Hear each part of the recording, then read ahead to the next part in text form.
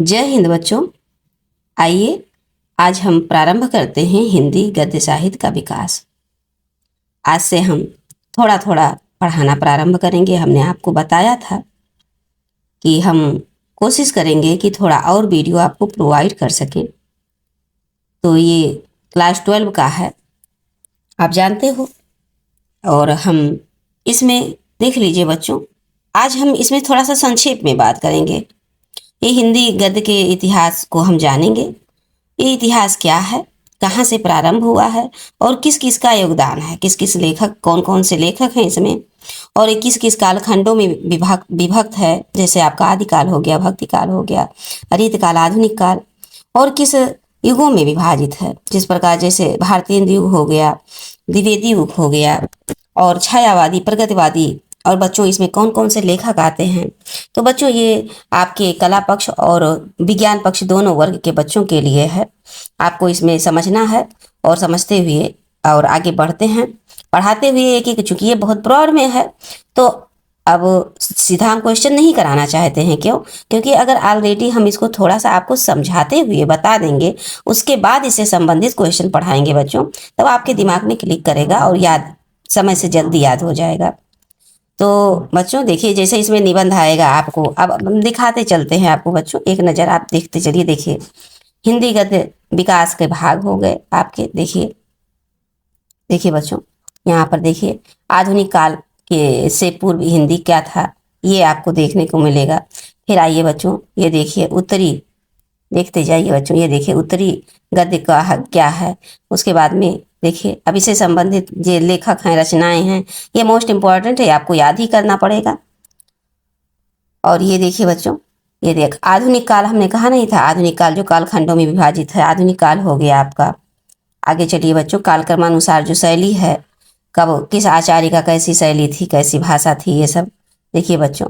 फिर आता है आपका, देखिए ये भारतीय युग, ये देखिए बच्चों जो युगों में विभाजित है। देखिए पूर्व भारतीय, फिर भारतीय युग, फिर द्विवेदी युग, छायावादी युग, छायावादोत्तर युग। ये देखिए 13वीं शताब्दी से प्रारंभ होता है बच्चों। फिर आते हैं ये देखिए भारतीय युग, भारतीय युग हो गया। फिर उसके बाद में देखिए अब इसी तरह से ऐसे चलेंगे।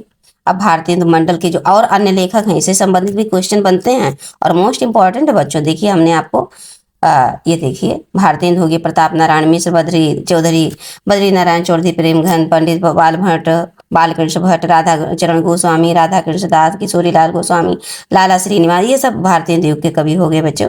और भारतीय युग की जो अन्य गद्य और रचनाएं हैं, ये भी देखिए बच्चों, ये सब दिया हुआ है। अब देखिए बच्चों, ये देखिए प्रमुख पत्र पत्रिकाओं के बारे में, किसने कौन सी पत्रिका, जैसे भारतेंद्र जी का जो है हरिश्चंद्र मैगजीन है, हरिश्चंद्र चंद्रिका है, बाला बोधनी है, बाल कृष्ण भट्ट का देखिए बच्चों हिंदी प्रदीप है, प्रताप नारायण मिश्र का। तो ये कहाँ से प्रकाशित हुआ, कौन किसकी पत्रिका है, ये मोस्ट इंपॉर्टेंट है बच्चों, इसको हम जानेंगे। अब ये देखिए आपका द्विवेदी युग आ गया। देखिए अब द्विवेदी युग के बारे में हम जानेंगे कि ये महावीर प्रसाद द्विवेदी, और ये सरस्वती पत्रिका के संपादक थे, अर्थात कार्यभार इन्होंने संभालना 1900 से इन्होंने प्रारंभ किया था। महावीर प्रसाद द्विवेदी ने तो 1903 से प्रारंभ किया था।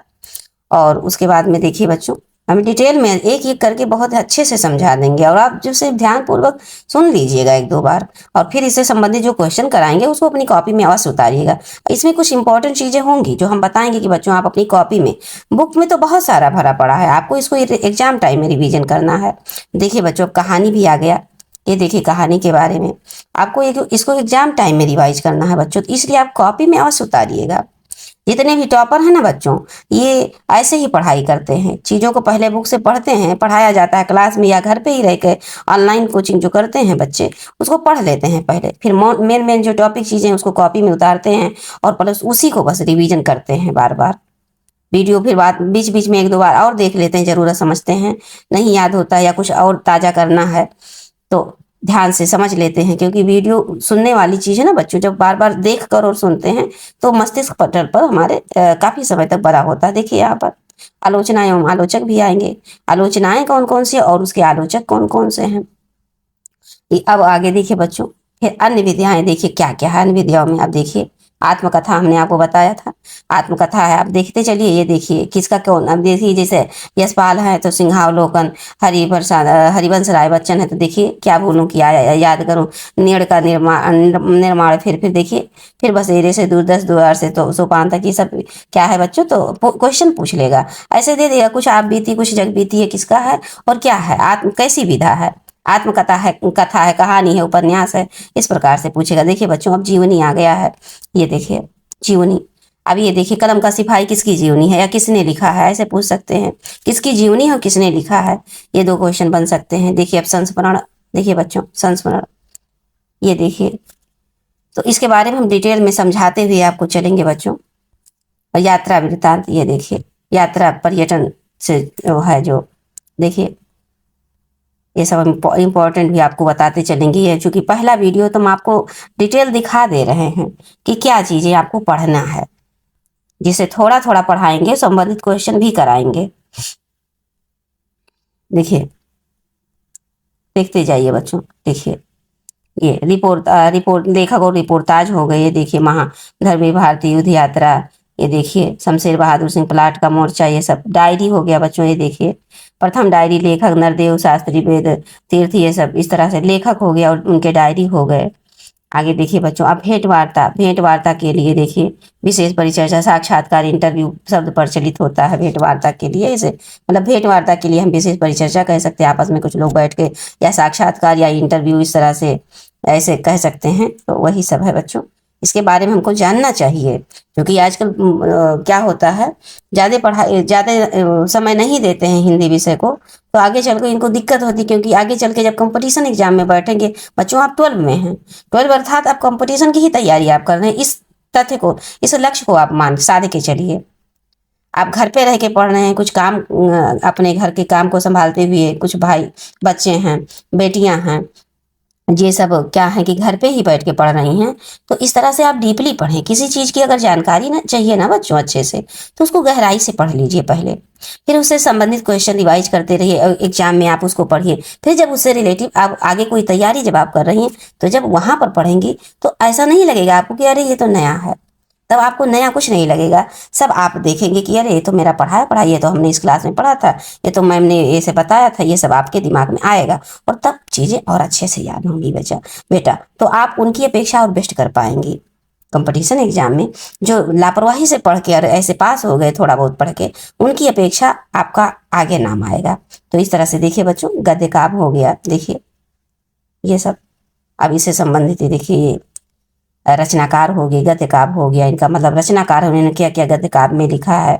अब इस प्रकार से बच्चों ये देखिए, अब इससे हम बहुविकल्पीय प्रश्न आपको कराएंगे, और फिर वन लाइनर क्वेश्चन भी आपको कराएंगे। तो ये सब था, चूंकि आज पहला वीडियो है बच्चों, तो आइए हम आज थोड़ा सा पढ़ लेते हैं, क्योंकि अब थोड़ा थोड़ा तो स्टार्ट करना शुरू कर देना पड़ेगा हमको, हम लोगों को। तो ऐसे पढ़ते चलते हैं सरसरी नज़र से, देखिए सरसरी नज़र से ऐसे पढ़ते चलते हैं बच्चों। देखिए आप अपने वीडियो में थोड़ा सा इसे बड़ा करते हुए देखिए, भारतेंदु जो हरिश्चंद्र है वो आधुनिक गद्य का प्रवर्तक इन्हें माना जाता है। किसको? आधुनिक गद्य, हिंदी गद्य का प्रवर्तक किसे माना जाता है? यहीं पर क्वेश्चन करते करते चल रहे हैं बच्चों। तो भारतेंदु हरिश्चंद्र को माना जाता है। इनसे पहले गद्य साहित्य की जो व्यवस्थित परंपरा नहीं थी, मतलब व्यवस्थित परंपरा नहीं मिलती, गद्य साहित्य तो तब भी था पर व्यवस्थित नहीं था बच्चों। इन्होंने व्यवस्थित रूप से हिंदी साहित्य और क्या कहते हैं भाषा और एवं साहित्य दोनों पर भारतेंदु क्या कहते हैं, भारतेंदु हरिश्चंद्र का बड़ा गहरा प्रभाव है। अब इनसे पहले कौन थे? तो देखिए बच्चों, मुंशी सदा सुखलाल का भाषा पंडिताऊपन के लिए हुई थी, अर्थात ये भाषा में काफी पांडित्य हासिल था, इनको बड़ी बुद्धि थी, जानकारी थी, पर बस यह कि व्यवस्थित नहीं थी। जबकि जो लल्लू लाल प्रसाद सदल मिश्र की भाषा जो है क्रमशः बच्चों, ये कैसी थी? इनकी ब्रज भाषा थी और पूर्वी भाषा थी। कैसी थी? ब्रज थी और पूर्वी भाषा थी। अब राजा शिव प्रसाद आते हैं तो इनके भाषा में शब्दों में क्या था बच्चों? तो उर्दूपन था। किसके? राजा शिव प्रसाद की भाषा में उर्दूपन था। अब फिर आगे बढ़कर वाक्यों का विन्यास भी समाया हुआ था इनमें। फिर गद्य का निखरा हुआ सामान्य रूप भारतेंदु की कला के साथ ये देखिए बच्चों, भारतेंदु की कला के साथ ही प्रकट हुआ। जो सामान्य रूप से जो निखरा हुआ रूप था बच्चों, वो इनके कला के साथ ही मतलब इन्होंने स्पष्ट किया, अच्छे से समझने में आसानी से इन्होंने ही स्पष्ट किया। आगे बच्चों देखिए, जो मुद्रण यंत्र के चलन, शिक्षण संस्थाओं की स्थापना हो गई, धार्मिक हो गया, सामाजिक बौद्धिक आंदोलन की बात हो गई, पत्र पत्रिकाओं का प्रसार की बात हो गई, प्रचार प्रसार की बात हो गई, कारण जीवन में जैसे जैसे ज्ञान हो गया, तर्क हो गया, चिंतन की प्रतिष्ठा हुई बच्चों, वैसे वैसे गद्य साहित्य का भी विकास होता गया। जिस प्रकार से तर्क चिंतन बढ़ा, पत्र पत्रिकाएं को प्रसार हुआ, सामाजिक बौद्धिक आंदोलन बढ़े, और तो उसी प्रकार से बच्चों ये साहित्य का भी विकास होता चला गया। देखिए आगे, फिर आधुनिक काल में गद्य के विकास की जो अधिकता देखने को आती है बच्चों, वो रामचंद्र शुक्ल ने गद्य काल की संज्ञा उसे दी है। और गद्य का जो संबंध है बच्चों, व्यवहारिक जीवन से अधिक होता है। गद्य का संबंध क्या, आज आप कल किसी से बात करते हैं तो कैसे बात करते हैं? क्या पद्य में बात करते हैं, कविता में बात करते हैं? नहीं, आप अपने वाक्यों में, शब्दों में, अपने भाव में बात करते हैं, अपनी भाषा में, अपनी क्षेत्रीय भाषा में बात करते हैं। तो वही हमारा व्यवहारिक जीवन हुआ ना। तो इसीलिए ये बहुत अधिक इसका प्रचलन है, यही कह रहे हैं कवि इसमें। फिर व्यवहारिक जीवन का जो बुद्धि से और बुद्धि का विचारों से जो घनिष्ठ संबंध होने के कारण जो गद्य का संबंध है बच्चों, व्यवहारिकता और बौद्धिकता एवं वैचारिकता से बहुत अधिक जुड़ा हुआ है। तो बच्चों आइए हम देखते हैं,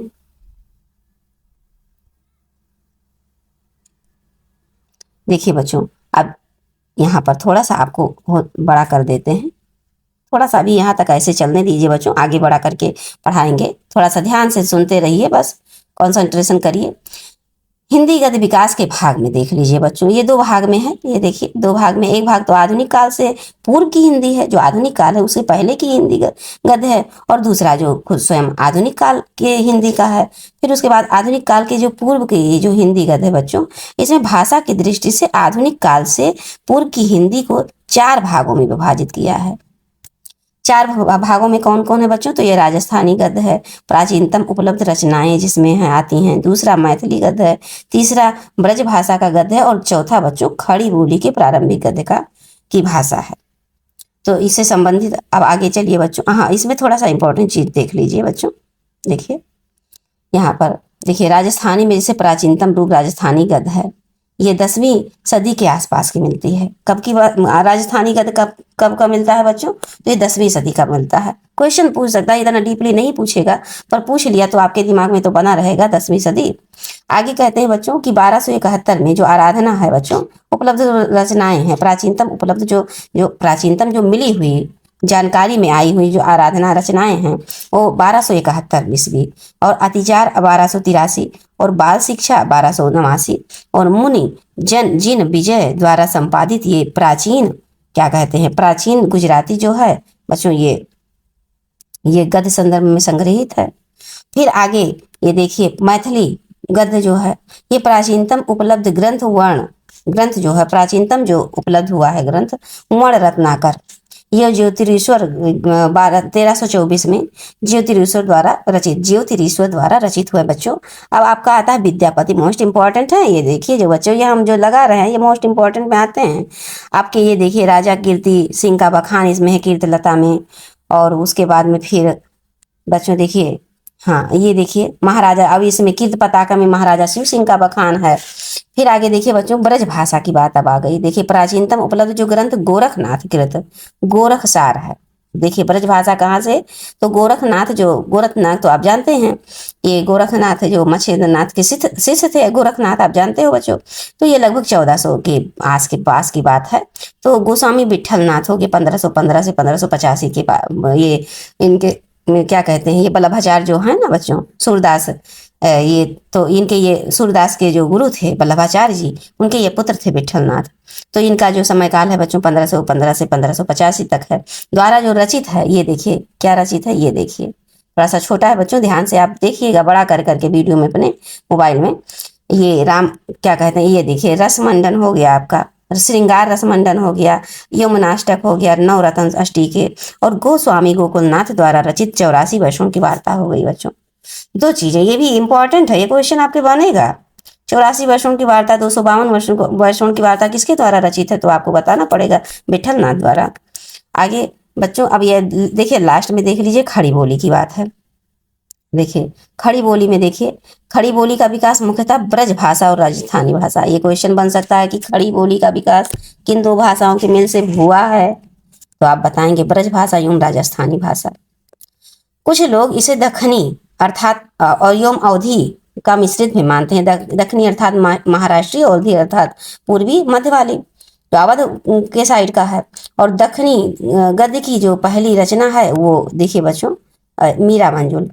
ये देखिए मीरा मंजुल, ये मीराजुल आस्किन है। ख्वाजा, ये क्या कहते हैं, ख्वाजा बंदा नवाज गेसुदराज, नवाज गेसुदराज दक्षिणी हिंदी के प्रथम गद्य लेखक हैं। कौन? ख्वाजा बंदा, बंदा करके आप याद रखेंगे, बंदा नवाज गेसुदराज, ये हिंदी गद्य के लेखक हैं। कौन? प्रथम लेखक हैं। अब देखिए इंपॉर्टेंट है, उर्दू साहित्य के प्रथम, उर्दू साहित्य का जो की है, जो क्या कहते हैं, प्रथम गद्य कृति लिखी है इन्होंने। अब आइए बच्चों, हम नेक्स्ट पेज पे चलते हैं, थोड़ा सा और पढ़ लेते हैं। वीडियो थोड़ा सा आप ध्यान से बस सुनते रहिएगा बच्चों, आपको बेनिफिट करेगा बहुत एग्जाम में। आप हमसे जुड़ जाइए बच्चों और इसी तरह निरंतर बने रहिए। देखिए आप एग्जाम में 90+ मार्क नहीं लाइएगा तो कहिएगा। जितने शिद्दत से हम आपसे जुड़े हुए हैं, स्वयं से हमने संकल्प किया है कि हम कोने कोने में, जो गांव दूर दराज में बच्चे बैठे हैं, कम सुविधा मिल पा रही है, बहुत कम समय के लिए उनको मोबाइल मिल पा रहा है, या 5-7 परिवार में एक ही मोबाइल है, तो किसी तरह उनको पिताजी से अपने रात के समय ले लेते हैं, मोबाइल मिल जाता है, या नेटवर्क में किसी तरह डाटा, तो आप डाउनलोड करते हुए उसको बाद फिर उसको स्पीड बढ़ा के सुन लीजिए, और उसके बाद वीडियो रोक रोक के इंपॉर्टेंट चीज़ें जब लिखने के लिए बोलेंगे कि इसको आप बच्चों कॉपी में उतार लीजिए, तो उसको उतार लीजिएगा। और देखिएगा बच्चों, ये जो आप तपस्या करेंगे ना, शिक्षा किसी को, पढ़ना किसी को अच्छा नहीं लगता, पढ़ना भी एक तपस्या है बच्चों। कोई भी पढ़ना नहीं चाहता, बहुत 99% बच्चे ऐसे हैं जो पढ़ते हैं कि हमको पास होना है, लेकिन जो हृदय से मन लगा के पढ़ते हैं ना, 1%, वो आगे चल के बहुत तरक्की करते हैं बच्चों। और आप उनमें से हो, मैं ये पूरा आशा नहीं, मैं पूरा विश्वास करती हूँ कि आप उन्हीं बच्चों में से हो। तो आइए बच्चों, अब हम नेक्स्ट यहाँ समझते हैं। देखिए उत्तरी भारत में जो खड़ी बोली के गद्य हैं, अब इसके बारे में हम लोग जान लेते हैं। ये प्राचीनतम गद्य रचना है ना, चंद छंद वर्णन की महिमा, ये 1570 ईस्वी में कवि किसके द्वारा? गंग द्वारा रचित है। क्या चंद छंद वर्णन की महिमा किसने लिखा? क्वेश्चन बना देगा एग्जामिनर। चंद छंद वर्णन की महिमा किसके द्वारा रची गई और किस भाषा में मिश्रित है? तो कहेंगे ब्रज मिश्रित खड़ी बोली है, मतलब खड़ी बोली है लेकिन उसमें ब्रज भाषा मिश्रित हुई है। किसके द्वारा? गंग द्वारा। प्राचीनतम 1570 की बात है बच्चों। आगे फिर गोरा बादल आता है। गोरा बादल की कथा 1623 की बात है, ये जेठमल द्वारा लिखा गया है। इसकी भाषा योग वशिष्ठ, इन्होंने जेठमल ने भी लिखा है, भाषा योग वशिष्ठ। यह 1741। खड़ी बोली गद्य की सर्वाधिक मान्य एवं व्यवस्थित भाषा है, मतलब व्यवस्थित है ये, इसलिए मान्य भी है। और भाषा में जो रचित ये प्रथम पुस्तक है, प्रथम पुस्तक राम प्रसाद निरंजनी द्वारा है। ठीक है बच्चों, ये जो आपका क्या कहते हैं, गोरा बादल किसके द्वारा रचित है? 1623 में, तो जेठमल द्वारा रचित है। और फिर वही बच्चों देखिए यहाँ पर जो प्रथम पुस्तक है, और जो व्यवस्थित सर्वाधिक मान एवं व्यवस्थित जो पुस्तक है, ये प्रथम पुस्तक राम प्रसाद निरंजनी द्वारा रचित पद्म पुराण है। और ये 1961 में दौलत राम ने लिखा है। बच्चों देखिए यहाँ पर, देखिए सबसे पहले कंफ्यूजन ना हो बच्चों, बड़े ही ध्यान से पढ़िए। ये प्रथम पुस्तक किसका है? राम प्रसाद निरंजनी का है। ठीक है, ये जो भाषा योग वशिष्ठ, भाषा जो योग वशिष्ठ है, ये राम प्रसाद निरंजनी का है बच्चों, और ये प्रथम पुस्तक है व्यवस्थित भाषा में। अब उसके बाद ये पद्म जो पुराण है, अब आगे कह रहे हैं कि जो 1761 की में प्रकाशित हुआ है, दौलत राम की है। अब आगे चलते हैं बच्चों, ये देखिए थोड़ा सा और जान लेते हैं। आप देखिए ये स्पष्ट रूप से आपको, अब यही आपको याद करना है, इसमें से आपको उतारना भी है बच्चों। हम जहाँ जहाँ टिक लगाते जाए लगभग आप उतारिए, सब लगभग उतार लीजिए, लेकिन कोशिश कीजिए जो हम टिक लगाएं उसको अवश्य उतारिए। देखिए हिंदी गद्य की कुछ महत्वपूर्ण प्रारंभिक रचनाएं हैं जिसको आपको जानना मोस्ट इम्पॉर्टेंट है। जैसे 252 वैष्णव की वार्ता। बच्चों ये आप जान लीजिए, आपको याद हम करा के रहेंगे। कैसे? प्रश्नों के माध्यम से। जब भी हम पढ़ाएंगे, जब भी गोकुलनाथ का चर्चा होगा, जब भी विठल नाथ का चर्चा होगा, तो उनसे संबंधित ये कृत भी आपको मिलेगा बच्चों लिखने को। तो 252 की वार्ता और 84 वैष्णव की वार्ता किसने लिखा? तो ये गोकुलनाथ ने लिखा। अब बच्चों यहीं पर लगे हाथ ये भी हम लोग समझ लेते हैं कि गोकुलनाथ हैं कौन। तो बच्चों ये गोकुलनाथ के पुत्र थे, विठल नाथ के पुत्र थे। और ये विठल नाथ कौन थे बच्चों? तो ये आप तो जानते हैं, वल्लभाचार्य। वल्लभाचार्य बच्चों लिखने में समय नहीं व्यतीत करेंगे, आप बस पढ़ते चलिए। वल्लभाचार्य के विठल नाथ पुत्र थे। आगे चलिए, देखिए बच्चों, ये वैशाख महात्म्य किसका है? श्रृंगार। हाँ, अब विठल नाथ का बच्चों ये श्रृंगार रसमंडन, ये तो आपका इंपॉर्टेंट है, ये आप याद ही कर लीजिएगा, दिमाग में बिठा लीजिएगा। श्रृंगार रसमंडन विठल नाथ का है। वैशाख महात्म्य बैकुंठ मणि शुक्ल का है। और अष्टयाम, ये समवत 1660 की बात है बच्चों, समवत लगा हुआ यहाँ पर। अब जब आपको ईस्वी में निकालना तो यहाँ पर 57 माइनस करेंगे आप, तो आपका ईस्वी आ जाएगा। तो ये अष्टयाम बच्चों, हाँ ये आपका मोस्ट इंपॉर्टेंट है, नाभादास का है। बनारसी दास विलास बनारसी दास का है। और भक्तमाल प्रसंग वैष्णव दास का है। और अब आगे देखिए बच्चों, ये भी इंपॉर्टेंट है जो हमने आपको बताया था। देखिए, चंद छंद वर्णन की महिमा राम प्रसाद निरंजनी का है। गोरा बादल की कथा जटमल का है। रानी केत की कहानी मोस्ट इंपॉर्टेंट इंशाअल्लाह खां का है। सुख सागर मुंशी सदाशिव लाल का है। प्रेम सागर लल्लू लाल का भी है, इंपॉर्टेंट ही है बच्चों। उसके बाद में माधव विलास देखिए, लल्लू लाल का है। नासिकेत उपाख्यान मोस्ट इंपॉर्टेंट सदुल मिश्र का है। भाग्यवती श्रद्धाराम फुल्लौरी का है बच्चों। भाग्यवती किसका है? श्रद्धाराम फुल्लौरी का है।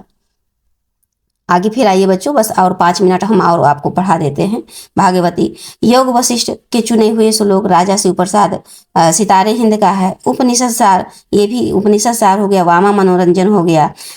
आलसियों का कोड़ा हो गया। विद्यांकुर हो गया। राजा भोज का सपना, देखिए बच्चों, राजा भोज का सपना, ये 1 मिनट बच्चों, ये देखिए राजा भोज का सपना इंपॉर्टेंट है। और इतिहास अतिमित नाशक, ये भी आपका देखिए इतना सारा, देखिए बच्चों इतना जो सारा है ना, ये आपका इन्हीं का है। क्या नाम है? राजा शिव प्रसाद सितारे हिंद का है बच्चों। अब आइए यहाँ पर देख लेते हैं, और आज हम यहीं तक पढ़ेंगे। और देखिए बैताल 25 बच्चों 1776 का है। ये सूरत मिश्र का है। योग संयोगिता स्वयंवर, देखिए बच्चों ये लाला श्री निवास दास का इंपॉर्टेंट है, इसको आप अपने नोट कॉपी में लिखिए और रिवीजन करिए। और शिकारनामा और गेसु दराज बंदा नमाज का है। बंदा नमाज अभी आपने पढ़ा है ना बच्चों, ये भी इंपॉर्टेंट है। और निसहाय हिंदू राधा कृष्ण दास का है। और dictionary of English Gilchrist and Hindustani का है, ये भी इंपॉर्टेंट समझिए बच्चों। ग्रामर ऑफ हिंदुस्तानी, ये गिल क्राइस्ट लैंग्वेज का है। तो इतना आज, अब हम आज यहीं तक पढ़ेंगे बच्चों। अब देखिए कल इसके आगे हम देखिए आधुनिक काल में प्रवेश करेंगे बच्चों।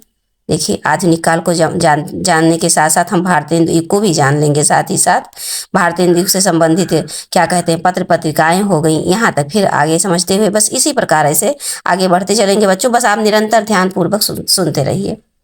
और मेरा विश्वास नहीं दावा है बच्चों, आप बहुत अच्छे अंकों से अच्छे नंबर से सफल होंगे। और ये जो हमारी पढ़ाई आज की है ना बच्चों, ये जीवन भर हमें काम आने वाली है। ये शिक्षा ऐसी चीज है ना बच्चों, बाबा साहब भीमराव अंबेडकर ने गलत नहीं कहा है। वो एक ऐसे अछूते व्यक्ति थे जिन्हें कुएं से पानी जिनके परिवार को नहीं भरने दिया जाता था, उनको विद्यालय के क्लासरूम में नहीं बैठने दिया जाता था। और जानते हैं वो अपने मनोदशा जो उनकी स्थिति थी, स्ट्रांग थी, दृढ़ संकल्पित थे। और वो धीरे धीरे वो इतनी विद्या, इतनी डिग्री को हासिल कर लिए बच्चों। जब उनके बारे में कभी जब उनका आएगा 14 अप्रैल, तो उनके बारे में हम विस्तार से आपको उनके बारे में चर्चा करेंगे, तो बताएंगे। तो उनका ये एक वक्तव्य बहुत ही मशहूर है बच्चों की, शिक्षा वो शेरनी का दूध है जिसे जो जितना ही पिएगा वो उतना अधिक दहाड़ेगा। अर्थात बच्चों आप जितना पढ़ लेंगे अच्छे से ना, पूरे कॉन्फिडेंस के साथ एग्जाम में बैठेंगे और कहीं इधर उधर आपको सर घुमाना नहीं पड़ेगा, आपके पास समय नहीं बचेगा। और आप पूरा का पूरा पत्र क्वेश्चन आंसर लिख के आएंगे बच्चों। गारंटी के साथ हम कह रहे हैं कि निरंतर अगर आप हमसे जुड़े रहे तो बच्चे इन्हें वाक्यों के साथ हम अब इस वीडियो को समाप्त करते हैं। आपको पसंद आए तो लोगों में शेयर अवश्य करिए बच्चों, शेयर कर लीजिए और प्लस आप अपनी सुविधा के लिए इसको सब्सक्राइब कर लीजिए। सब्सक्राइब हो जाएगा ना बच्चों तो जिस निरंतर हम आपको वीडियो इधर थोड़ा आधी वीडियो प्रोवाइड करने वाले हैं तो आपको निरंतर वीडियो मिलेगा, कोई बाधा नहीं आएगी और आप तैयारी में आपकी कोई कमी नहीं होगी। तो बच्चों अब जय हिंद।